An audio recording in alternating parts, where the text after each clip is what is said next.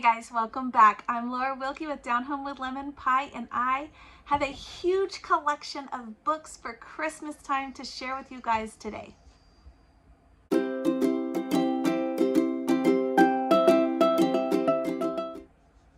Okay guys, welcome back. This is I think our third year, maybe our third, I can't remember, year doing a Christmas collection of books. I will link the other videos below. You can also find them in the playlist that is on this YouTube channel for Christmas, and all the other fun Christmas videos that I have done this year and in the past are all listed there. So if there is something else you're looking for, stocking stuffer ideas, Charlotte Mason Christmas ideas, just all the things, why we don't celebrate Santa Claus or Elf on the Shelf, or all the things, you can go to that Christmas playlist and find other videos and other book favorites. This year, I did not want to repeat any books that I've shown you in the past. So these are all brand new books to share with you guys. They are not brand new books. A lot of them actually are older books. I love the older books. If you've been watching me for a while, you know that. This collection is no different because I love how the older books have a better I don't know, values. A lot of the newer ones are all about Santa. They kind of neglect God a lot of times. These ones are more focused on family, the Christmas story, the natural one, and just better, I don't know, better all around values. So that is what this collection is, just like the books I've shown you in the past that you guys have loved. So I'm excited to share these with you. I think I have 13 if I didn't count them wrong. And I'm gonna get started. Okay guys, the first book I have for you is The Christmas Mouse. I haven't done a lot of research, so I do not know how accurate this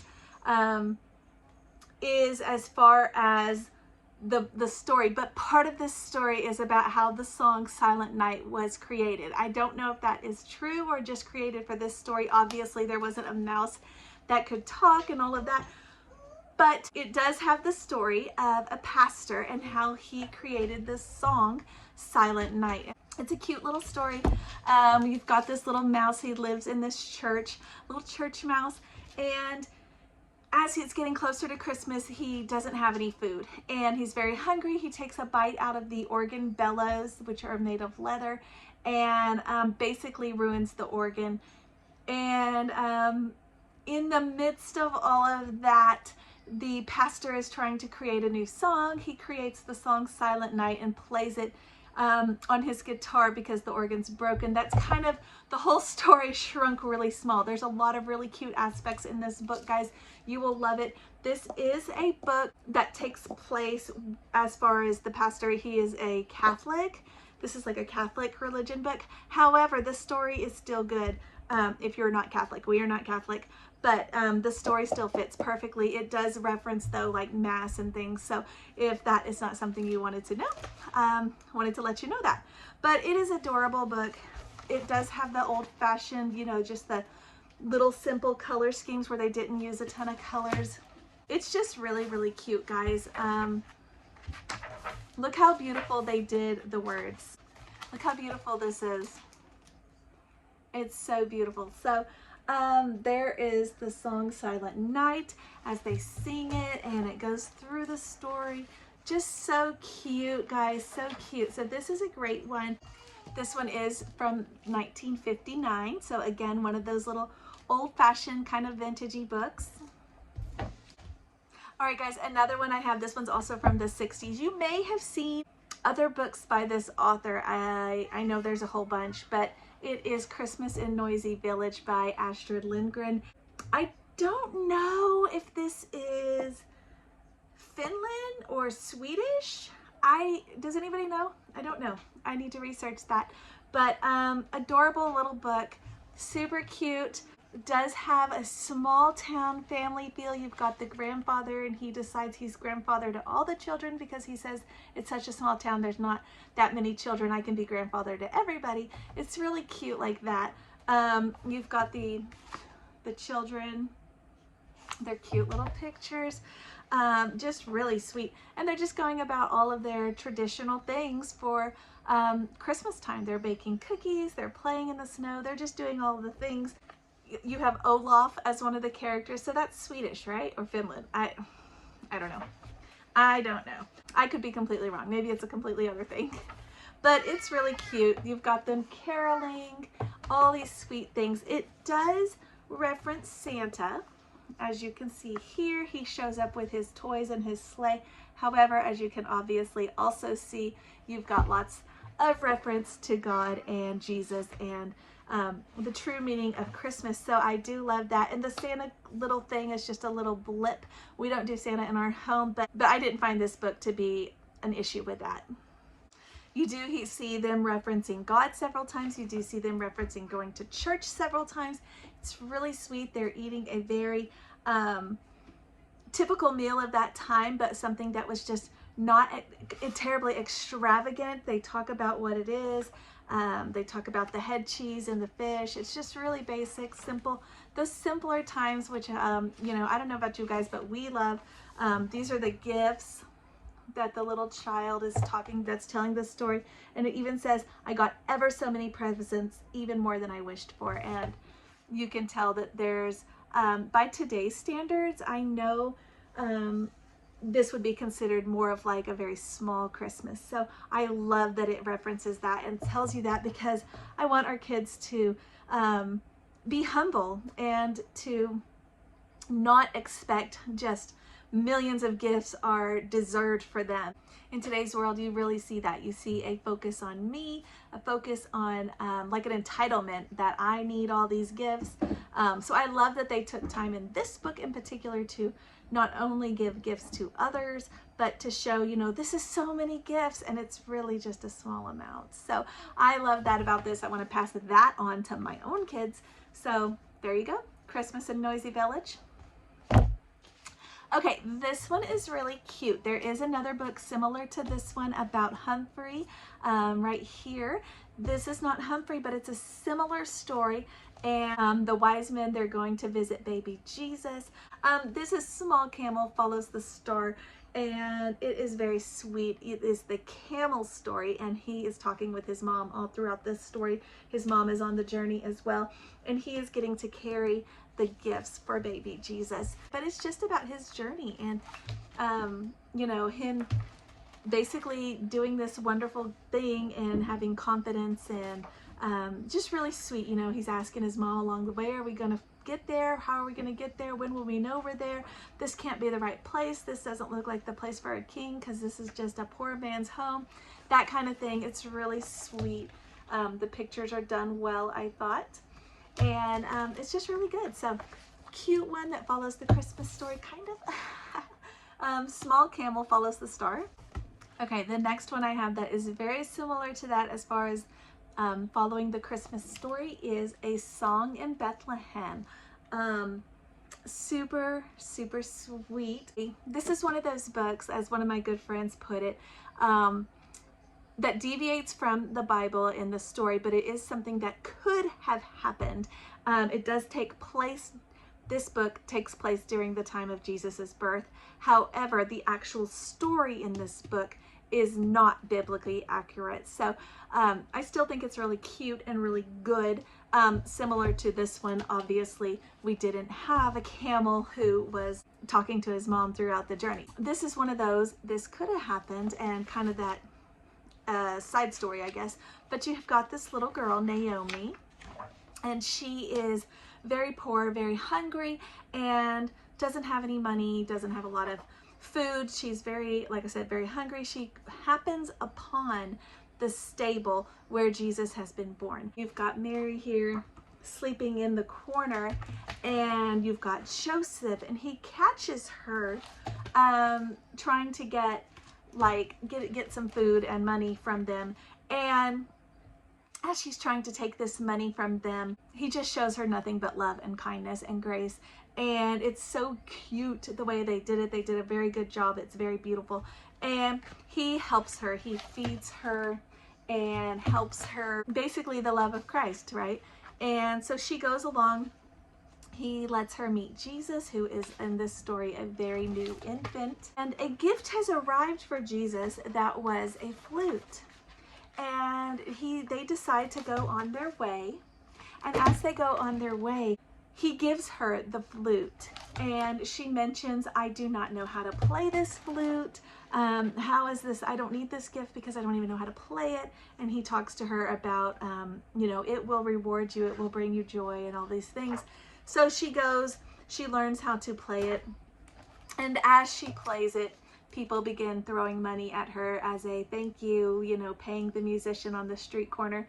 And she is able to basically make a living in this manner. So she gives the money to the poor beggar woman who's been helping her throughout her life. It's really, really sweet. It's a great way to share the love of Jesus with your kids, a great way to just show what such a simple gift can do for somebody. Something that may seem so irrelevant to you is so big to them, and why. And it's just a really good one. So it is A Song in Bethlehem. I've not seen this one before, so it is brand new to my eyes, but it's not terribly old. This is just from 2007, so it's not terribly old, but it's really well done.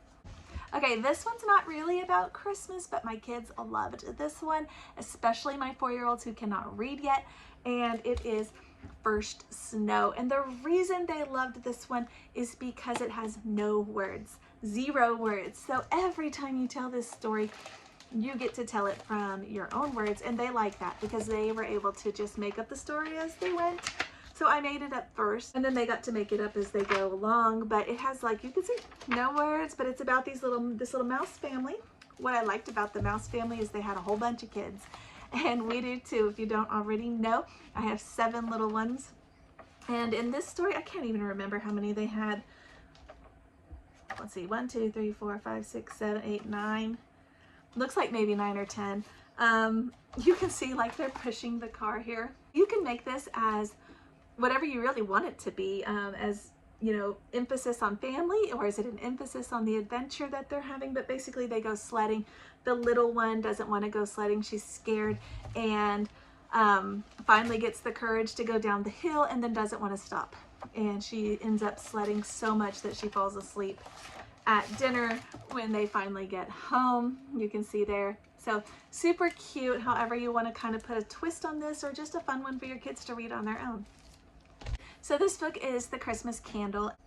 Kind of a peculiar story, I thought. It was a very good story, but it was also kind of peculiar. Got this gentleman who is coming home for Christmas, and he's coming home on his own terms. So if he's basically too good for everyone else, he's too good to help the beggar woman he comes across. He just pushes people aside, doesn't need anybody. But it is dark, and as he's trying to get home, he needs a candle for his lantern. So he stops by the candle maker's shop, and I think this has even been turned into a movie. I might be wrong, but he stops by the candle maker's shop to get a new candle, and the candle maker knows. He's seen this kind of fella before.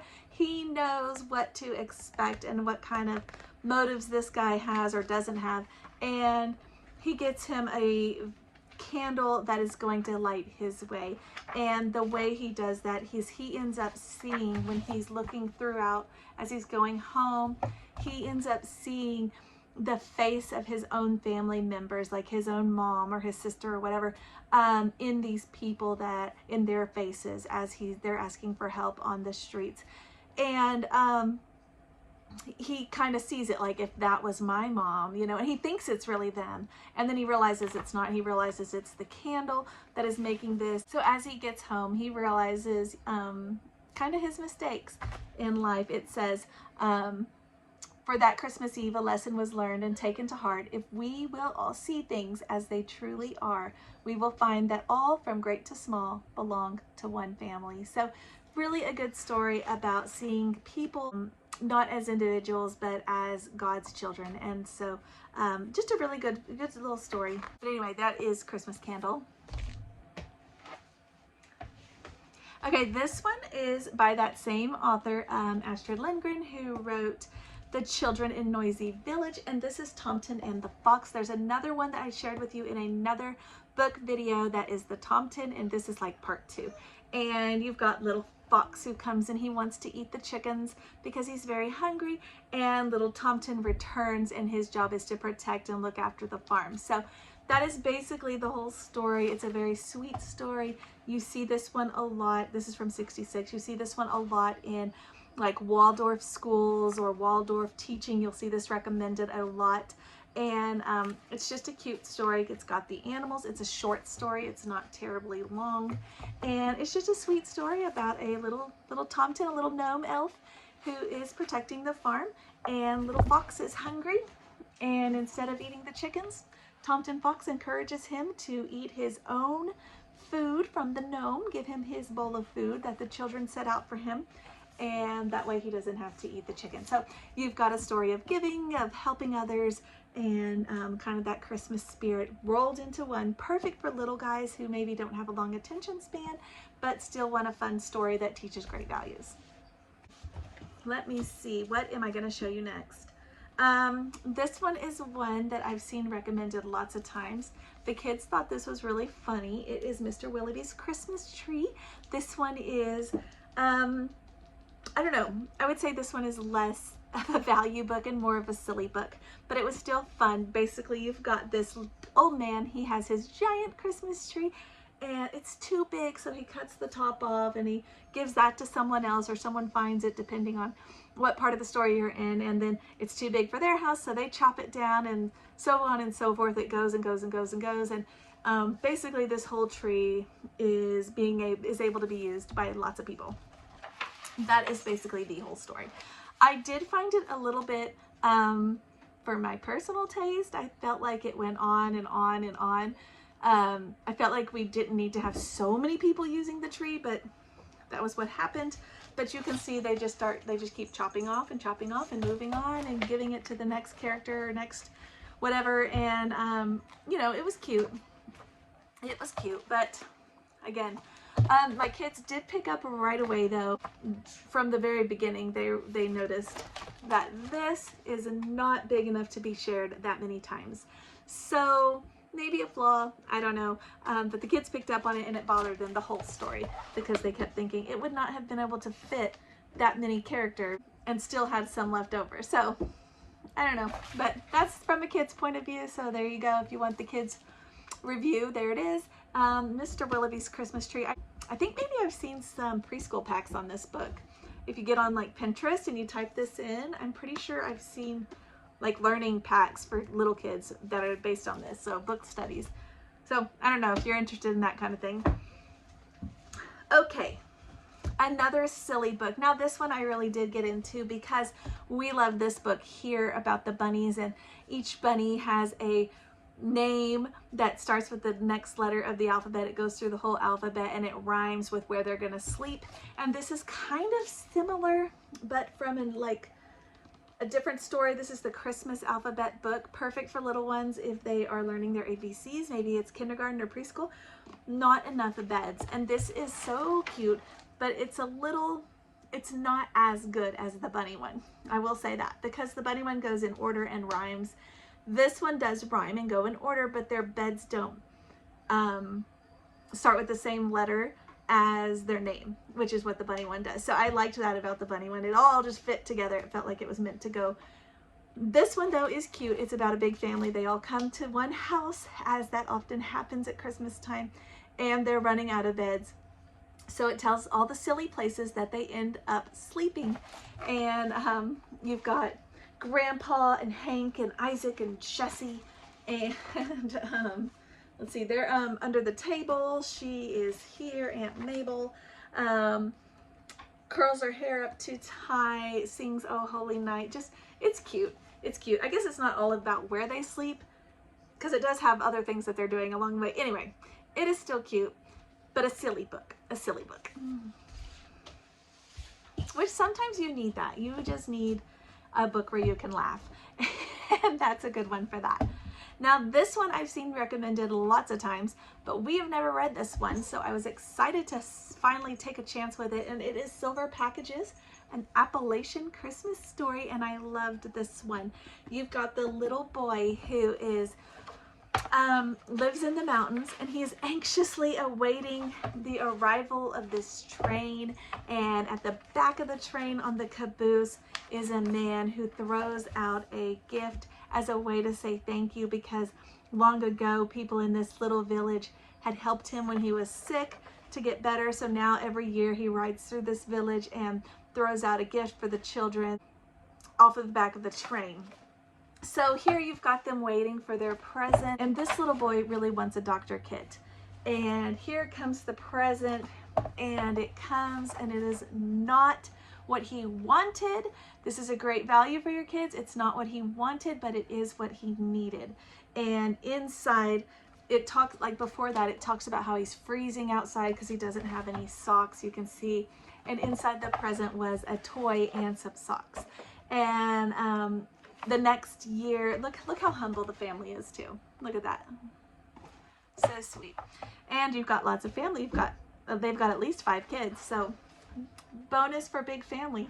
But the next one you've got, the next year, he's really hoping for something, but this time his feet are not cold because he has his socks from last year still. But he still wants that doctor kit, and he ends up not getting the doctor kit again, but he does get, each year he gets something else that he needs. So he gets mittens, he gets socks, he gets a hat, he gets scarves, things that he needs along with a toy, but not the thing that he wanted. Fast forward, the book fast forwards, he grows up and he's kind of reminiscing and on this event and this time in his life, and he decides that he can go back to that town and back to his hometown. He's now become the doctor for the doctor kit that he always wanted, but he goes back, and when he gets back, he sees the train still comes through. He still gets so excited, just like when he was a little boy, and this little girl falls and gets hurt, and he comes to her. Here's the heartfelt part, and he comes to her to help her, and he tells her, it's okay, I am a doctor.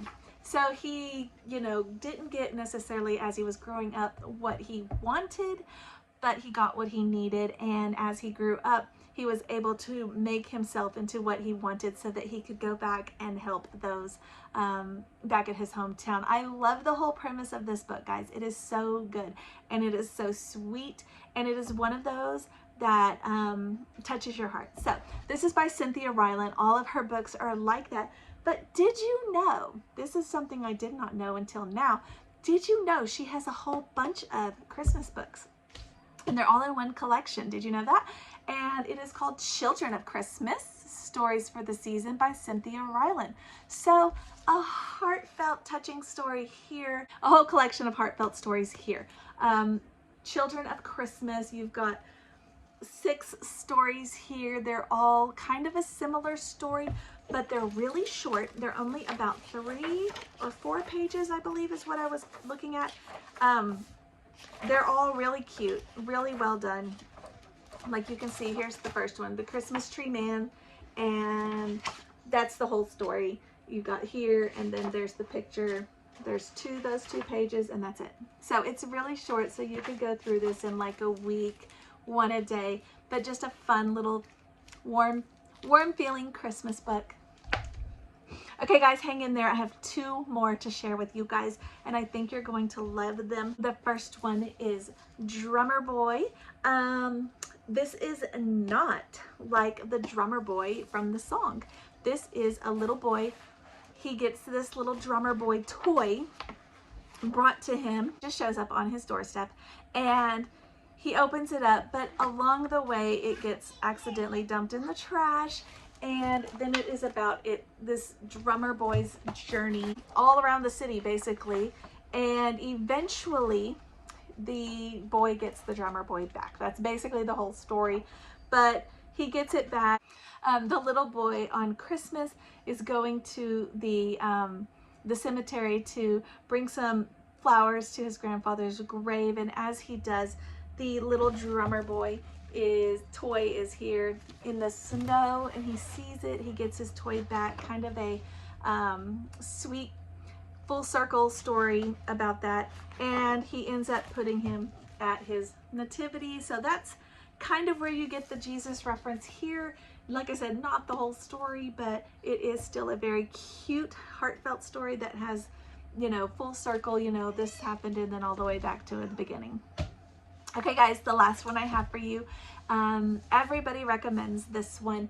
It is An Orange for Frankie. It is by one of my favorite children's author, Patricia Polacca, and it is so good. Her books never are just cut and dry. They are perfect for Charlotte Mason because they really make you think. But the part that really will get you is the very end, like the last page of this book, and I'll tell you that in just a minute. But you've got this little boy, Frankie. They are waiting for oranges to come, and they put them up on their mantle when their dad goes and gets them. It's like a big thing. Back in the day, that's how it was. Oranges were highly prized gift at Christmas time, and oftentimes the only gift. If you haven't seen the movie Christmas Oranges, I highly recommend it. So there he's waiting for his orange from his dad, and it takes his dad so long because he just has some mishaps along the way. He's not able to get there right away. In the meantime, there's a train that stops nearby, and there's several little smaller stories going on throughout this book. And there's a train that stops nearby where some people who are homeless have kind of jumped the train, and then they stop at this house. When it stops, they all get to go get a food and then get back on. He ends up giving his sweater that his sister made for him. Again, you have a large family in this book. I love books that feature large families. You just don't see that prized in today's world. So I love when I see that. And they are serving others. I love that. As a family, love that. You don't see that though. And he gives away his sweater. And when he gives it away, it is kind of a big deal because his sister comes and she's like, I have made you this to go with your sweater, and he doesn't have it anymore, so he doesn't know how he's going to tell her. And anyway, the family gathers, but they're waiting for the dad. They go get the tree, which normally the dad would be there to go do with them, and he's not. They're still waiting. They're just trying to keep like stay positive about it and not be worried and continue on. And the mother in this book does a great job of that, keeping the family kind of held together with their not being worried and that kind of thing. And that is so good. But as he goes, he's waiting for the oranges. The oranges come. He is so excited that he grabs it off of the mantle. He wants to have it. And he gets surprised when his mom comes in. And so he shoves it in his shirt, or maybe it was his pants, but he hides it. And in the hustle and bustle, he ends up taking it to church with him, and he loses it along the way, and now he doesn't have an orange. And he has been waiting for this the whole time. So his mother does a great job. She does not reprimand him. She just kindly talks to him about it. And in the end, the whole family gathers together. They take one slice out of all of their oranges and give it to him and tie it together so he can have an orange as well. They all take a little bit of their own and give it away to give to him. So it's that same heartfelt values that you want to teach your kids. So here it is. Love that. But like I said, it will touch your heart when you get to the end. The very last page talks about how this was a true story in a family, and the next year that little boy had passed away. It doesn't say how. I don't know if it was an illness or an accident or what have you, but he has passed away. So this was his very last Christmas, and that was what happened on his last Christmas. But also, you know, how he was able to live his life in a way that touched others, you know, because his story has continued on through the generations, and then now they've told it. It is so beautiful, and all the people who read the book get to hear it. It is a beautiful story. So, love Patricia Polacca. I've recommended several by her in the past. Like I said, guys, if you need recommendations for Christmas books, I have videos linked below and the Christmas playlist linked below so that you can find all of those. If you haven't already, guys, please subscribe. And if you know others who are looking for Christmas books for their own families, don't forget to share this video. I would much appreciate it, and I will see you guys next time.